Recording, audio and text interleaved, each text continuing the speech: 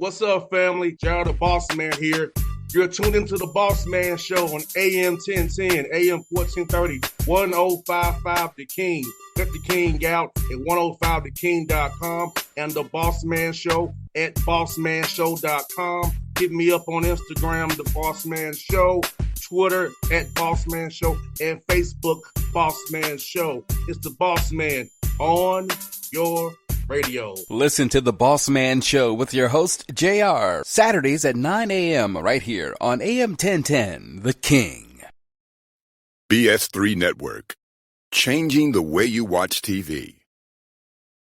Yes, BS3 Network, changing the way you watch TV, covering content and hot topics from A to Z, sports, music, society and culture, movie reviews, you name it, we have it.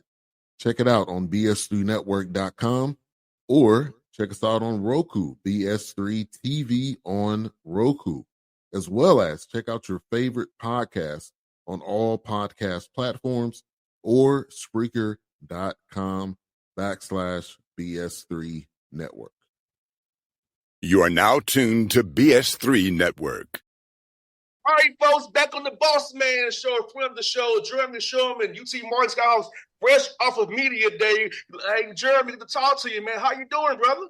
Hey, doing great. Hey, boss man, I'm so glad to be on this show. It's we just had Media Day for the OVC. That means season's coming up really soon, so it's that time of year.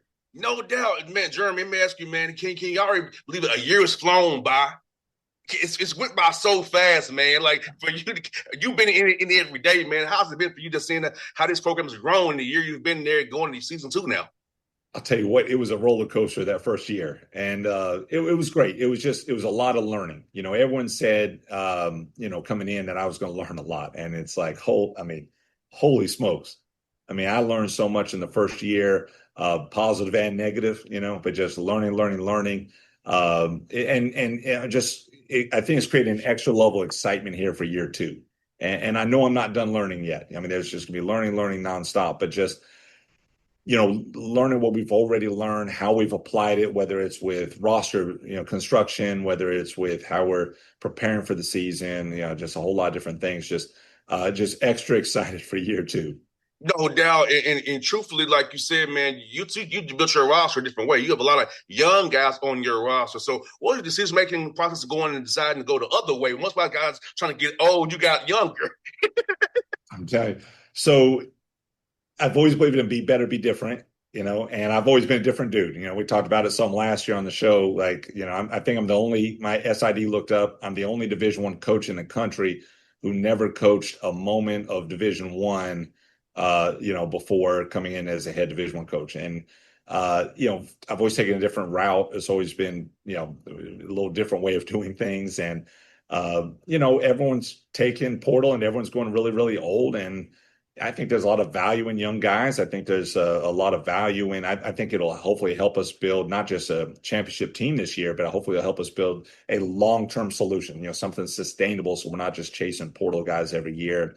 We can retain guys year over year. And I'm a big believer in development. That goes into a big part of this process. I don't want to just take ready-made guys and just get them coexisting. And there's nothing wrong with that. A lot of coaches do that really well. It's just not me. I want to develop guys. I want to get them on the court in development, get them in the weight room development, nutrition development, get them in film sessions and develop their basketball IQ. And so, with 8 freshmen, which is, to our knowledge, the most in the country, one more than Arizona. Arizona has 7. We're definitely doing it a different way, and we believe it'll pay dividends for us. Hopefully sooner rather than later. And sure, what's good about it is these guys only know your language and your way. Whatever you call it, coverage, they know that language. So they're not coming trying to, well, when I was here, it was this. No, it's if it's a blue, it's blue. If it's red, it's red. So it's like, so how cool is that? I know that's the positive part of it. These guys only know your way. And they can't get confused with another way that they're used to. Oh, 100%. And, we see that because we do have 2 transfers on the team. And, the 2 transfers and one transfer from the year before, was just returning. And, those guys, and there's no knock on their programs, it's just the way of Division I basketball. All 3 of those guys, the 2 new transfers this year, plus the 1 returning from last year, those guys are scarred a little bit. Those guys are tainted a little bit. Those guys had rough experiences. Those guys lost some confidence. Those guys lost a little bit of self-belief. Those guys are still trying to find all that stuff. And, so one, I'm, trying to do the best we can to help those guys, again, find their own, confidence and belief. But to your point, all those freshmen now get to learn it our way from the beginning. We don't have to, get a stray puppy, so to speak, that's kind of, feel like they've been cast out of their first place, or, didn't work out as well as they wanted to. And so these 8 freshmen we have,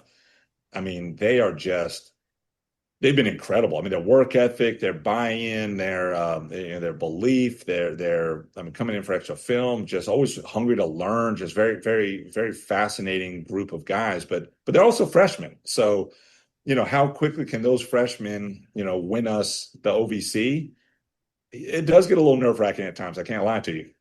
100%, but it's so exciting to do that. And talk about the film. So for you, I know in the NBA, we kind of watch film 20 minutes or so before practice. So how you kind of divvy out the film work that you want to do with your guys so they can learn how to watch the game on the film and also go apply it to the court when you're on the practice court and the game court? That's a great question. My gosh.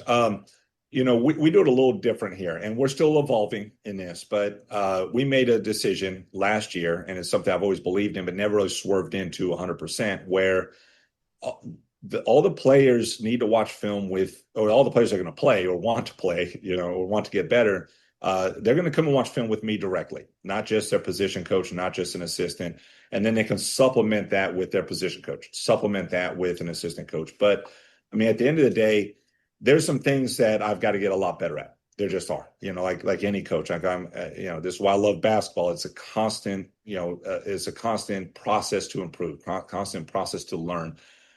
But one thing that I do believe is one of my strengths is, watching the details and the micro of basketball and especially on film. And so when I have guys come in and watch film, we could just break things down. I'm slowing down. Watch the footwork on this player. Watch his knee flexion.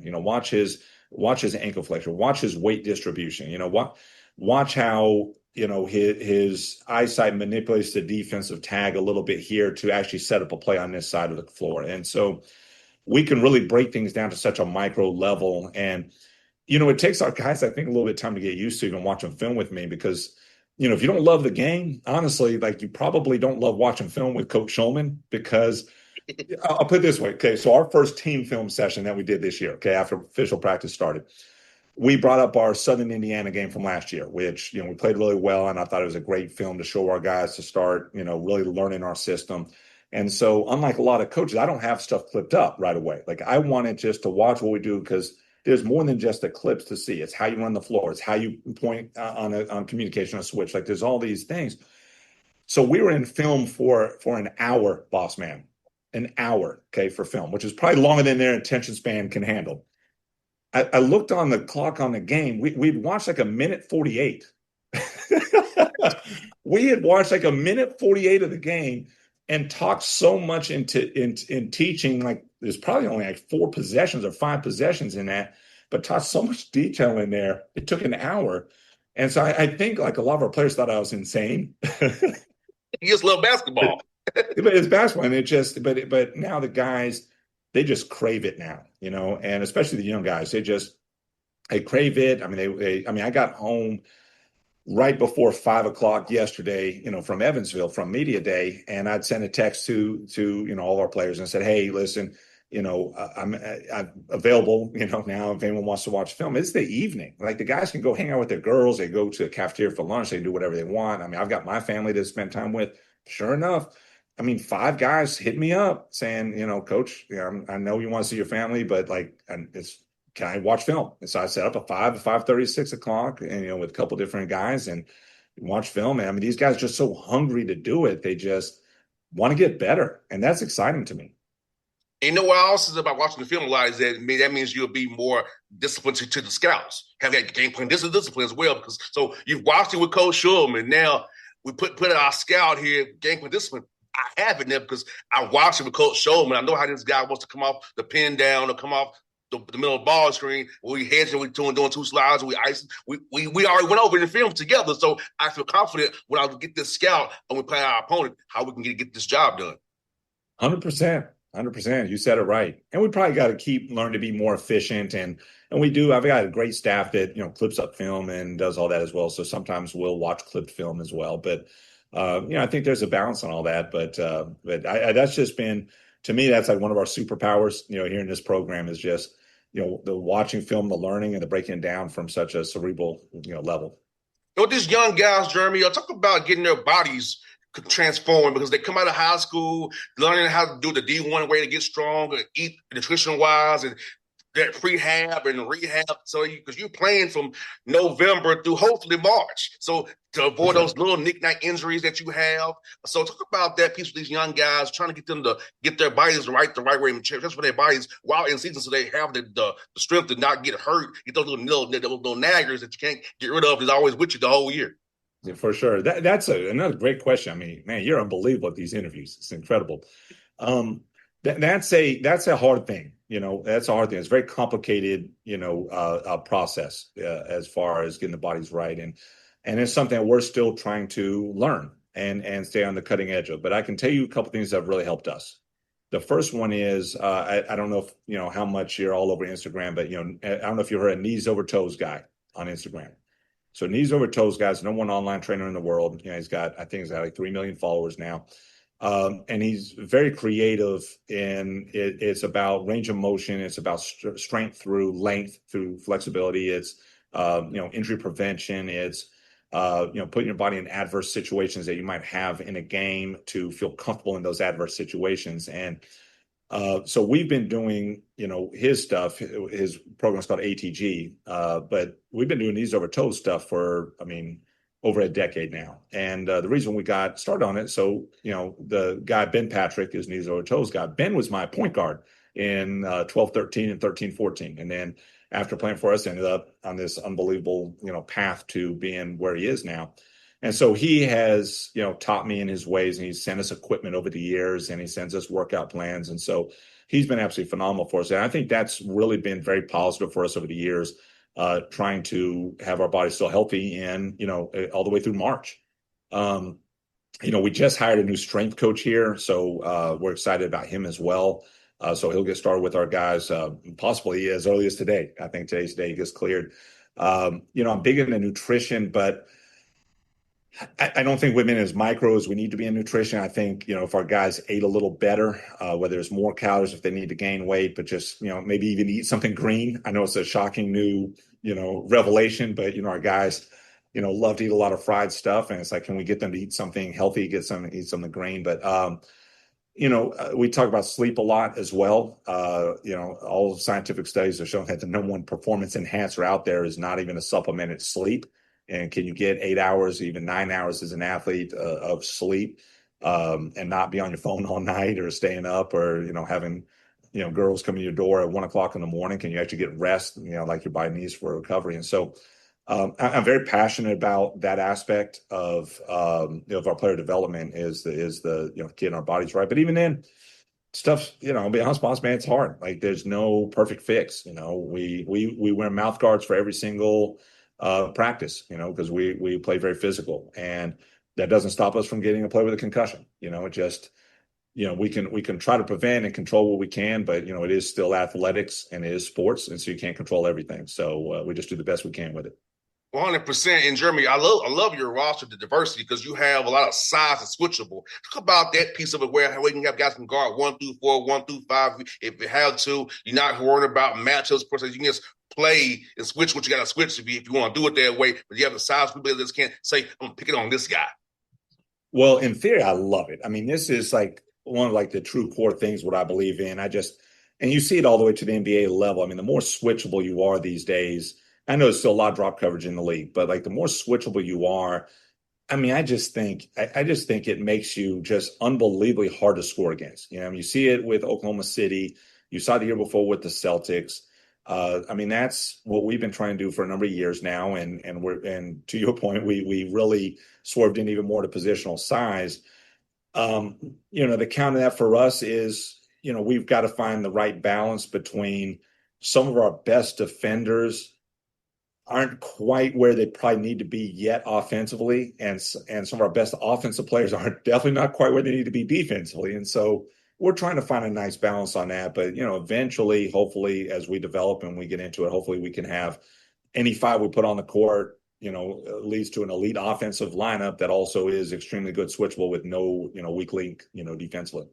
And Jeremy, I've heard there's about this, Jeremy, but for you, being a development guy, how do you go about developing guys in the individual games still while you're trying to win games in season? So I know some coaches say, during the season it's about the team. I don't really do development. But for you, being a development guy, how do you kind of emphasize still trying to develop a young man's individual game while trying to win games that count for real in the season? Yeah. Not easy to find that balance, like a lot of things.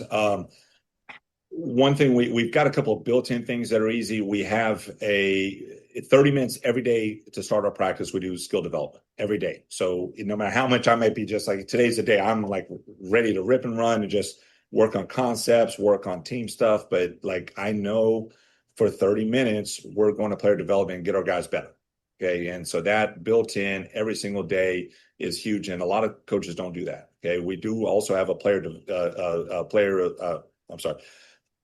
director of player development in Sally Hahn, one of my great assistant coaches. And Sally is also in charge of just making sure guys, get in. And our guys love it, especially we got so many international guys. I mean, they're not here to party. They're, here in Martin, Tennessee. I mean, they're here to work. And so they'll reach out to Coach Sally for extra workouts. And so if they're not getting as much, just within our 2.5 hour practice time slot, we know we're getting that in night workouts, or morning workouts for a couple of the guys who love the morning stuff. And so the same thing, we got a shooting coach as well. One of my assistant coaches, Drew Kelly's phenomenal with shooting. And so he works these guys, at night as well on shooting. And so we're always working on that because, here's at the end of the day, and all of us coaches can lose sight of it, myself included.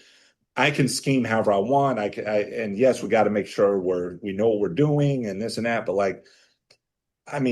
we don't have a trade deadline like in the NBA.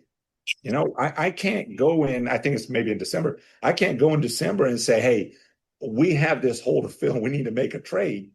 This is our roster. But I believe we can get better and get better players as the year goes on, just not via trade. So now if we have a long-term view, if I have like a young 6'5" point guard who is only 18 years old, has got a long ways to go. Well, how much better can he be by January? If we're only doing team stuff and we forget about the development, he's probably going to be the same player. But if we have that focus that says, all right, let's just keep developing. And, he'll be better in November than he is now. He's going to be better in December. He's going to be a lot better in January. Now what's it going to look like in March in tournament time? So that's a big part. And that's a big selling point for us because we don't just talk it, we do it every single day. And so I think that's another reason we can get some good, young, talented players. So you want to come and develop. Come here for some guys will be here till graduation. Some will be here 2 years.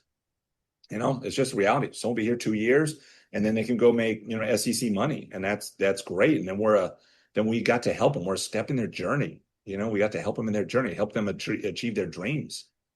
And Jimmy, this is something I want to talk about too, man. Your roster, man, like the United Nations, man. So how cool is that? The guys from different backgrounds on your roster, different languages talking. How cool is it in team meetings and team group settings to kind of have everybody kind of learn who each other is, learn each other's backgrounds? So I think it'll be good for them in their lives going forward. But it's cool that our team is like that right now, about how the world really is. We love it. It's like a badge of honor for us. It's become an identity. Or like Team FIBA. We're such an international flavor. And it's great for our American guys too. These guys get to be around and experience different cultures, different languages, different ways of thinking that they may not get, otherwise. And the other thing I think even helps our American guys, when they do play professional ball, after college is over, they're going to be a lot more ready for it.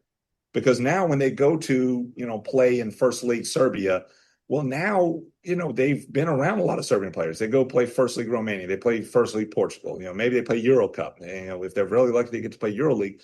Well, now they're playing in the European style system, playing around other international guys. And so it's not the culture shock. So I think that's another benefit for long term. But just our guys enjoy it. Now, we do say we've got a couple of rules, like in the locker room and on the court, we can only speak one language. And that's UT Martin basketball language. Yes. So we don't want too many different languages being spoken just in the locker room on the court, because we want to be able to communicate with each other. We don't want to, have it where we're speaking a bunch of different languages. No one knows what anyone else is saying. So we try to keep it standard and just speak our Skyhawk language, at that point. I hear that, man. I got two more for you, man. I see you got AJ and Will Hopkins, brothers from Atlanta, Georgia, my hometown here. Yep. It's about cool is get those young men into your program, man. Yeah, I mean, AJ's phenomenal. I mean, he's a captain for us. He's a leader. AJ's amazing, man. He won't be a coach because he's too smart to even do that. Like he's going to be like some big time business owner, and he's just amazing everything he does. And with his brother Will coming on as well. Now Will's a walk on for us, but I mean, just AJ's leadership. He played 2 years at junior college at a great JUCO program at Florida Southwestern. We played against him for 2 years. Now he's played in and started some games in OVC. He's just such a leader. He's just such a leader, and the guys follow him. No doubt, man. The last one I got for you, man, you got a non-common schedule. Talk about that playing UNLV, my guy Josh Pastner, Bradley, Brian Wardle, my man at Florida State, man. You also got something to know. Scott Nagy, Hall of Famer, in his own right, playing him. And talk about playing these great coaches in non-conference and challenging your team early to get ready for this OVC slate. It starts in December. I forgot Pastor was in Atlanta at Tech. So yeah, he's an Atlanta guy now, right? Yes. We obviously want to play great competition, which will help prepare us. Obviously, there's a financial aspect as well. But we chose all these teams specifically for a reason. Each one's a little bit different. But I want our guys to have a great experience. We talk so much about winning. We talk so much about, like, everyone talks about wins and losses and just wants to fast forward. I want to enjoy where we're at. Let's be where our feet are. And I learned some of this last year. So if we're going to go play a big time high major buy game, let's go open the season in Las Vegas. How cool is that? We got all these guys. Most of our international guys have never been to Vegas before. Heck, most of our American kids haven't. So let's go open up in Las Vegas. I mean, how cool is that? Who wouldn't want to play in Las Vegas? And I actually grew up a UNLV fan. I was a huge Larry Johnson, Stacey Augman, Anderson Hunt, heck, bigs like Georgia Ackles. Even a few years later, J.R. Ryder, I loved UNLV. And so how cool is that? And then we get to play at Florida State. And Leonard Hamilton played at UT Martin. And so he's a Hall of Famer at UT Martin. And so kind of honor Leonard Hamilton. I talked to him on the phone and say, I want to play at Florida State now you've retired. And, so that's going to be cool. And then we go after that, we play at the Pensacola Classic. And we play Prairie View and then the winner of Southern Miss and North Florida. And we get to spend 3 or 4 days in Pensacola, Florida, right near the beach. I want our guys to have a great experience because at the end of the day, I mean, we want to win. We don't talk about it a lot. We want to talk about the process that helps lead us to winning. But I'll tell you what, Bossman, I mean, what these guys are going to remember are the memories. Yes. I mean, at the end of the day, 20 years from now, I mean, they're not looking back and man, who'd we beat on December 18th? You know what I mean? They're going to look back at these memories and go, man, how about that Vegas trip? How about that Pensacola trip? How about winning that ring for the OVC tournament and going to the big dance for the first time in school history? So we want to just create memories for our guys, and that's what we're about. So we're excited for this season. We're excited to create memories. No doubt. Well, Jeremy, I bet you should get to the show, man, for the season. So I hope you do well this year. I saw where they picked you. I said, nah, my man's better than that. So I appreciate it. So we like being an underdog, man. He's better than that. So we're going to see if I hope we achieve. Hey, I've been an underdog my whole life. I love being an underdog. Well, I appreciate it, boss, man. Thanks so much for having me on the show. And man, it's always a true pleasure. Same here, brother. It was always fun, man. Appreciate it. BS3 Network, changing the way you watch TV. Yes, BS3 Network, changing the way you watch TV, covering content and hot topics from A to Z, sports, music, society and culture, movie reviews, you name it, we have it. Check it out on bs3network.com or check us out on Roku, BS3 TV on Roku, as well as check out your favorite podcast on all podcast platforms or Spreaker.com/BS3 Network. You are now tuned to BS3 Network. What's up, family? Gerald the Bossman here. You're tuned into the Bossman Show on AM 1010, AM 1430, 1055 The King. Let the King out at 105theking.com and the Bossman Show at bossmanshow.com. Hit me up on Instagram, The Bossman Show, Twitter at Bossman Show, and Facebook, Bossman Show. It's the Bossman on your radio. Listen to the Bossman Show with your host, JR, Saturdays at 9 a.m. right here on AM 1010, The King.